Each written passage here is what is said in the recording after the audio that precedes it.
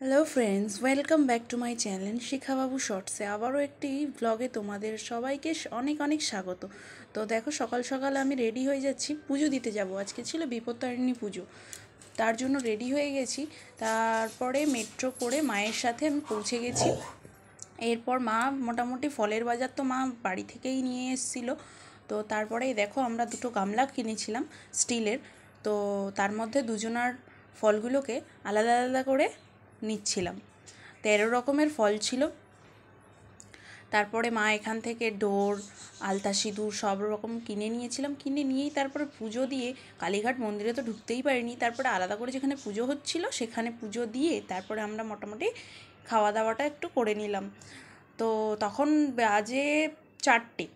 যখন আমরা খেতে বসেছি তখন 4টে থেকে 4:30 বাজে। তারপরেই দেখো, মাকে বললাম, মা একটু মন্দির থেকে চলো না, ঘুরে আসি। তো তারপরেই মা একটুখানি মন্দিরে গেল।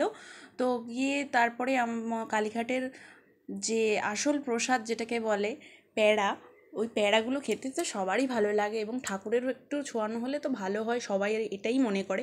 তার জন্য একটু ঠাকুরমশাই ধরে তারপরে ভিতরে নিয়ে গিয়ে উনি আমাদের দাঁড় করিয়ে রেখে, যেহেতু এতটা লাইন ছিল তো আমরা যেতে পারিনি।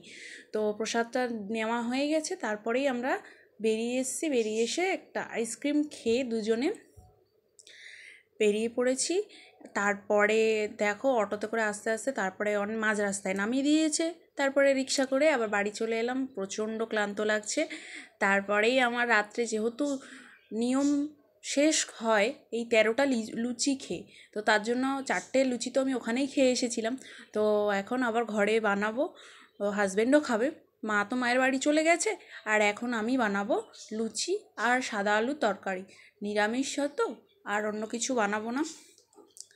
তো ময়দা কিনে এনে নুন তেল দিয়ে মেখে নিচ্ছি।